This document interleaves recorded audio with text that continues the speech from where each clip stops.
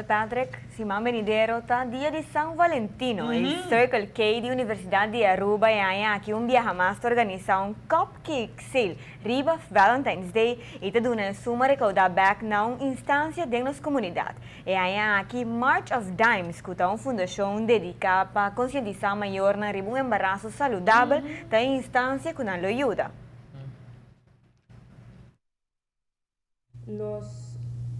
Ako sa proyekto kay Dordi March of Dimes, kuta un proyekto international.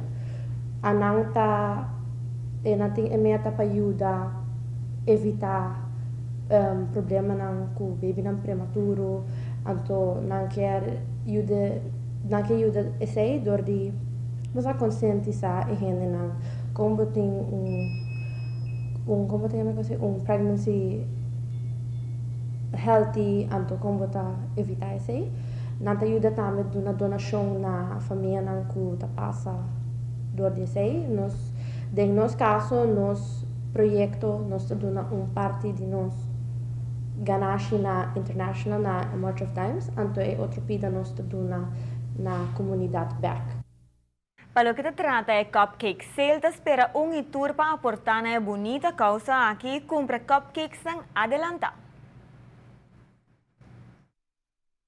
El día de Valentine's Day, esta vai tomar lugar, tem Valentine's Day está dia 4, pero nós fazemos atividade dia 3 de fevereiro. O cupcake não tem valor de 5 florin, pero nós fazemos de uma maneira que a pessoa não que bestel, que está fazendo pedido menos que 10 cupcakes. Não tem que passar na Apex, de 9 horas para 2 horas da tarde, então não por buscar cupcakes allá. Pero si nanti hace order más que 10 cupcakes, nos mes por delivery para a persona.